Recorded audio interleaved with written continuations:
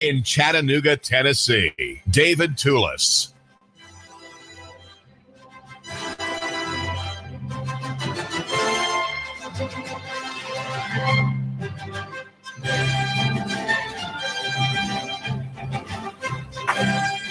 The Panhandle bill is coming up for a first reading in the City Council tomorrow, brought to you by Dr. Carol Burrs and Erskine Oglesby, two people who have heard complaints about those who approach others on the street and ask, beg, or demand an alm, money, or a favor, or a meal, or some gratuity.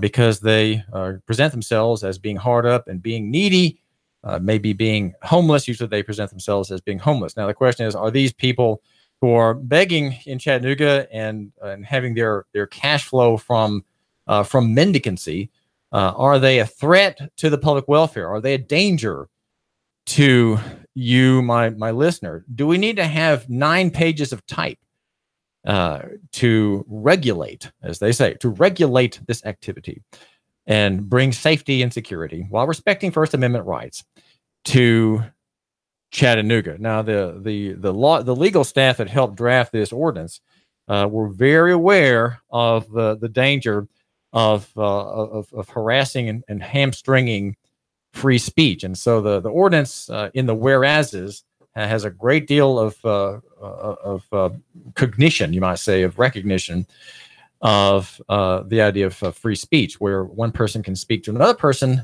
freely without having to get permission, without having to follow a law. Right? If you have to follow a law to speak, then you don't have free speech. And so, what the ordinance tries to do to have protections that are coexistent with the rights of all citizens, as it says, to enjoy safe and convenient travel. Notice the word travel, by the way, in public spaces, free from intimidating conduct, threats, and harassment that stem from certain types of abusive solicitation. It goes on to say, or that may give rise to interference with others' activities if they occur in particular settings and context. Now, the aggressive activity, according to page 1 of the ordinance, includes social requests for a donation. Well, hold it. These are that are not in view, and that would be including a request for donation, carrying or displaying a sign requesting a donation, shaking or jingling a cup of change, and ringing a bell. In compliance with the noise ordinance. Those are not in view. So what is in view is the kind of demanding, braggadocious, forward, should I say froward, the froward type of panhandler who's very bold, very saucy, and thinks in a way that it's his right. It's his right that he have some of your money because you are clearly well-dressed, you have nice shoes, and your threads are in good order. You can afford to give him some of your excess, right? In a way, that's the kind of image that's projected in the ordinance of the kind of person that needs to be subject to the police power in a new way in more areas of the city. So the ordinance extends a ban on aggressive panhandling in certain touristy areas. Right now, the tourists in Chattanooga are protected by I guess custom. I've not really looked at the existing ordinance, but this would expand those protections, as they say, to every nook and cranny of the city.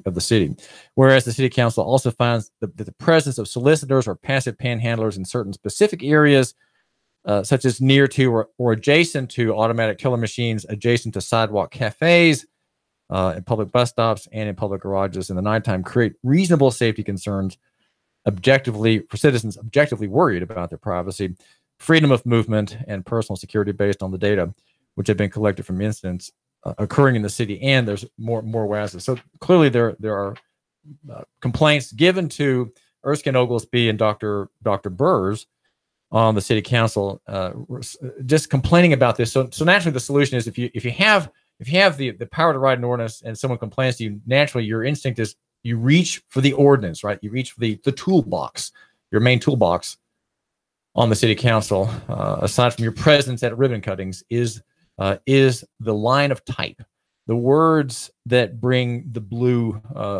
courageous ones to intervene and protect the citizenry. Well, this is David Toulis, and you probably have something to say as valuable, if not more valuable, than what I have to say. So don't hesitate. It's 800-8949, 800-8949. Now, the ordinance proposal in the justifications for the use of force here gives an accounting of police data. Okay, police data, a sampling of which is included in the ordinance, and that runs out to about 22 pages of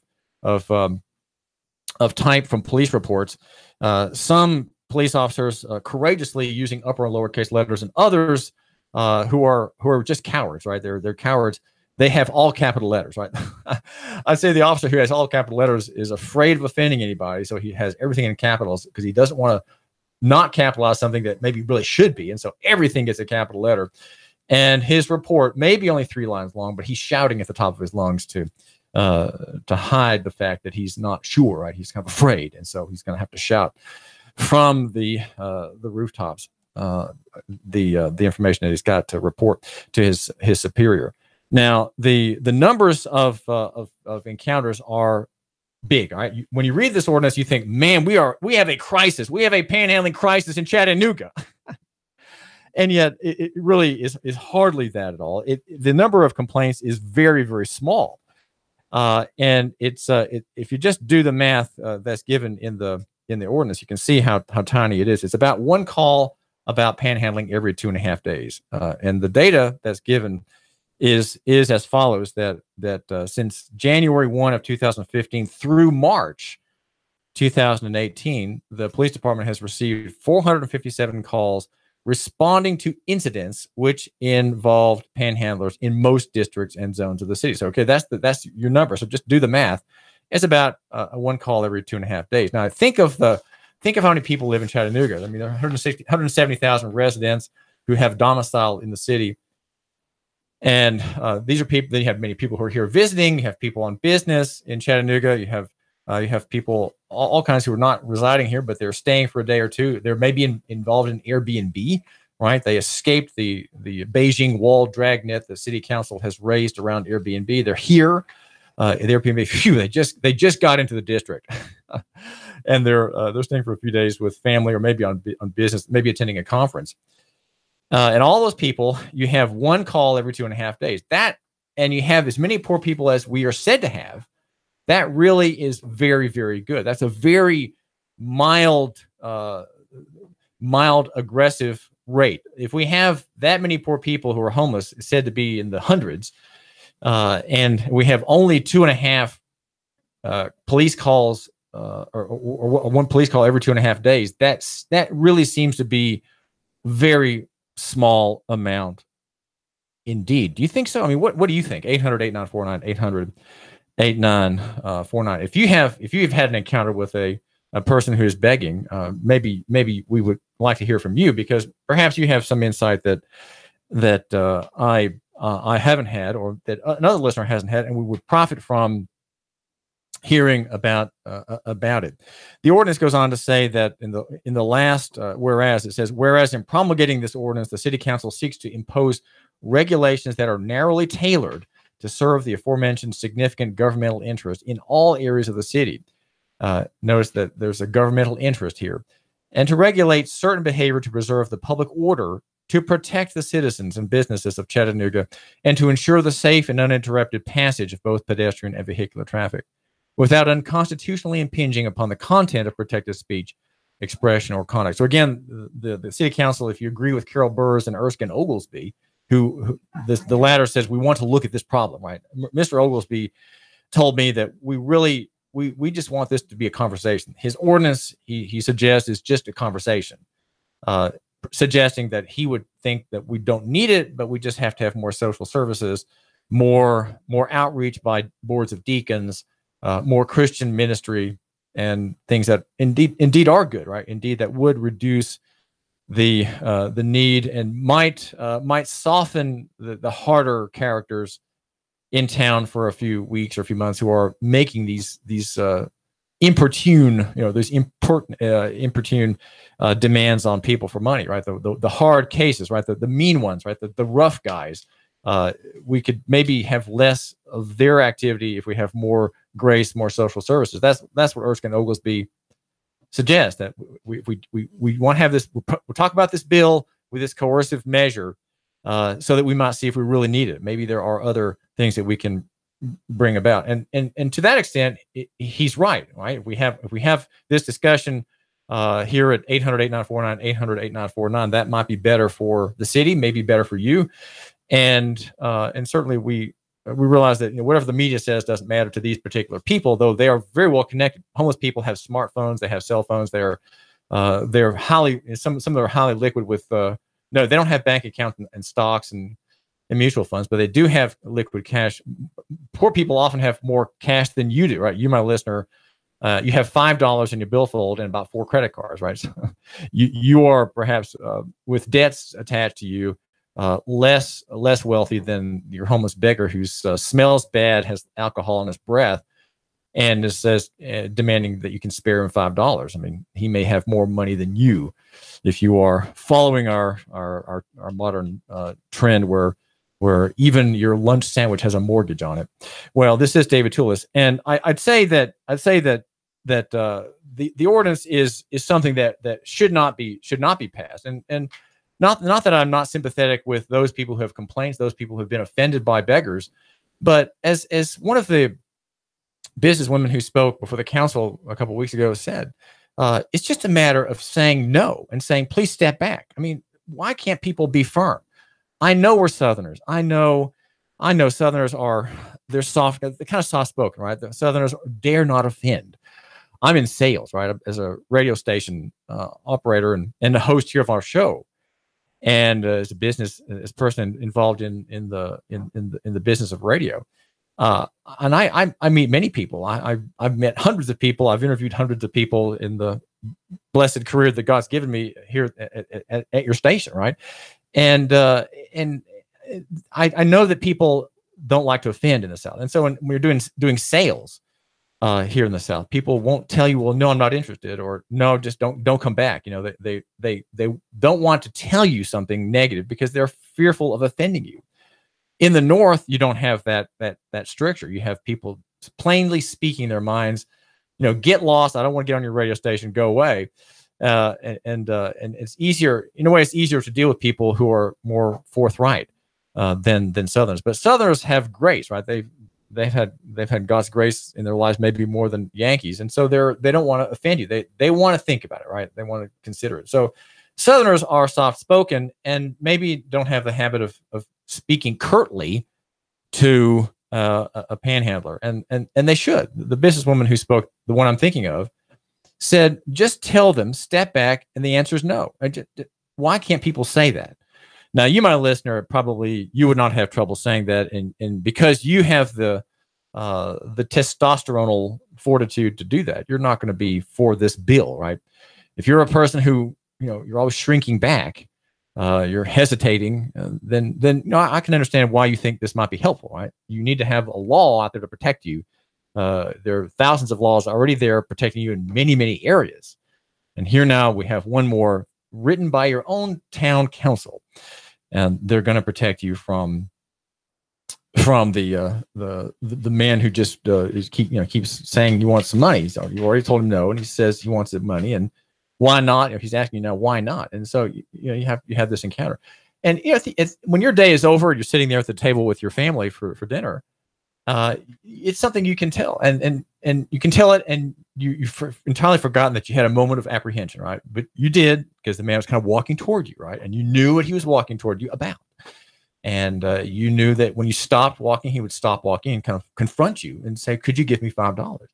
And you had a moment of worry, but you said, "Well, there are people traveling about here on the road. There's a stoplight over there.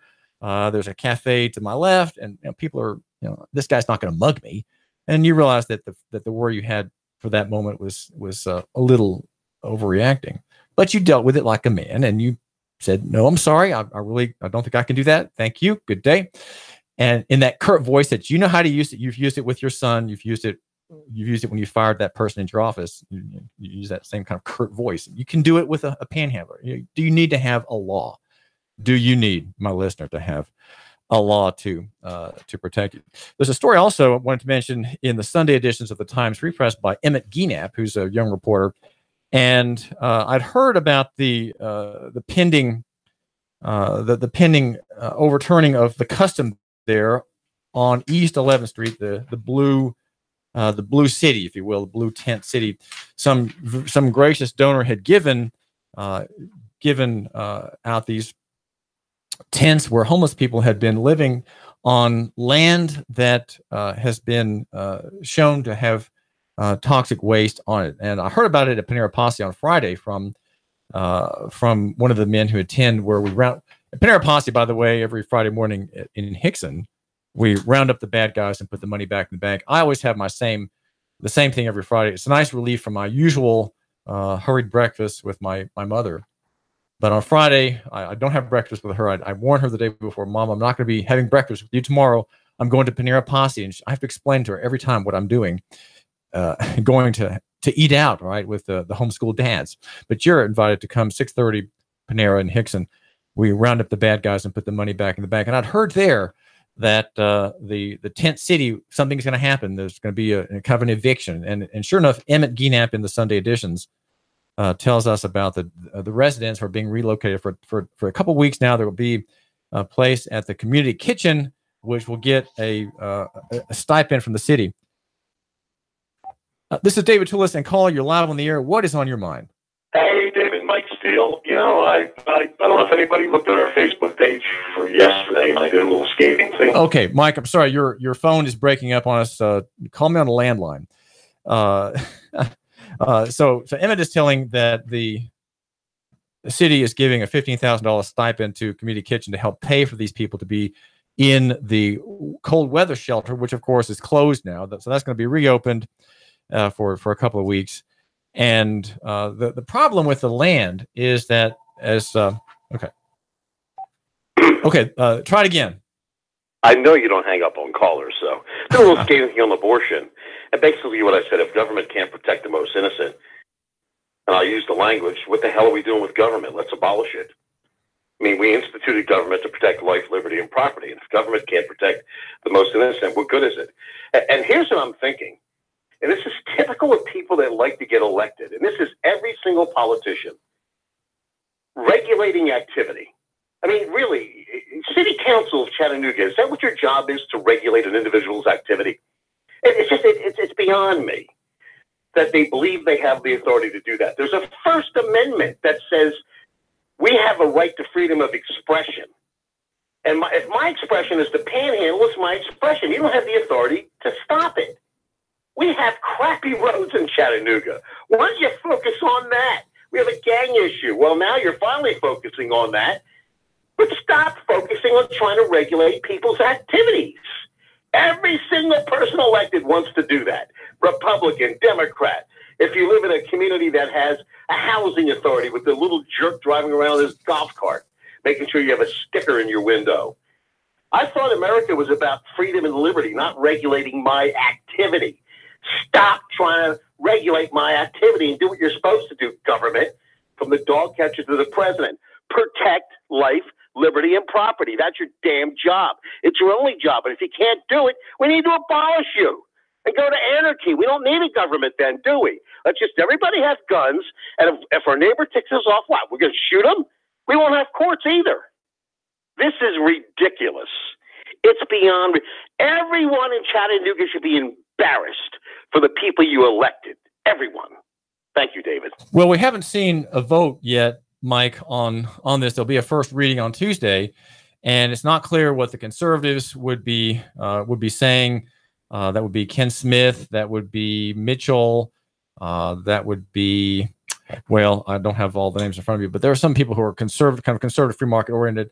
Not clear what they would be saying, but this conservative group also passed the Airbnb ban, So despite very serious and I would say worthy analysis of the law behind it, they rejected a fair discussion about the unconstitutionality of that measure, and they voted for it. Even though one Darren Ledford, conservative, he said he's all for the Constitution. Well, okay, if you're for the Constitution, then clearly when you have a chance to vote on an ordinance that's unconstitutional, don't take lightly the care given to reviewing it pursuant to our highest law.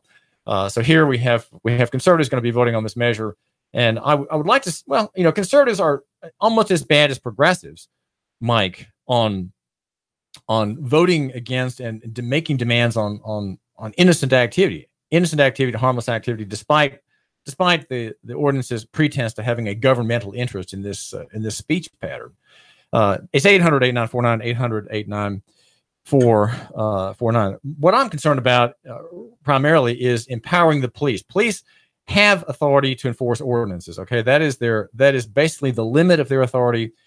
Police departments in statute they serve a municipal corporation that has very distinct, limited, enumerated powers, and some of those powers include enforcement of traffic laws in Title 55. But that's it.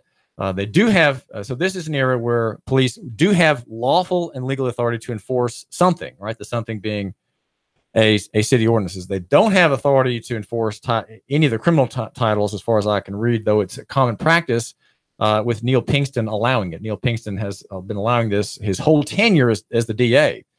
And the case that I'm thinking of where this comes up is a very important footnote in some detail is Chattanooga versus Davis, 2001, a case where the judges declined to decide something, and that would be the claim by the district attorney that the city is enforcing statutes that it doesn't have explicit authority to do.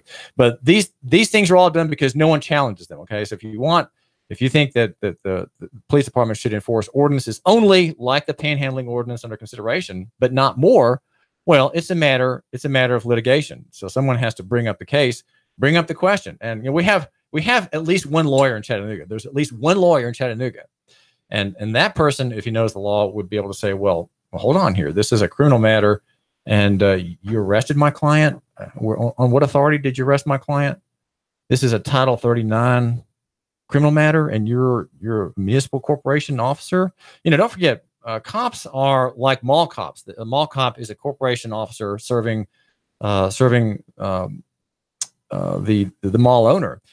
His authority is limited to the mall, right? He can enforce running a stop sign in the mall and flag you down with his green flashing lights, but he can't go beyond that. And his authority is limited to mall ordinances, mall rules. He can't enforce criminal statutes or anything else. So municipal corporation police departments are also limited in the same way. And so we do have a lawyer in town. We have one lawyer in town. Does he know about this? Maybe he does, but he's busy. He's busy, and maybe he can make more money on other types of cases. And he does have to put bread on his table, so I understand. Well, this is David Toulis, and the number is 800-8949. If you want to get on the program, do appreciate hearing from you. We're live on Facebook, by the way, live on Facebook at Nooga Radio. Also live on TuneIn. TuneIn Radio is an app. You can have it on your phone. If you put it there, make us your default station. So when your phone is on and you're tapping that app, we pop up live. And this is David Toulis. Love your neighbor and buy local, brought to you by yournews.com. That's yournews.com. Go there and subscribe.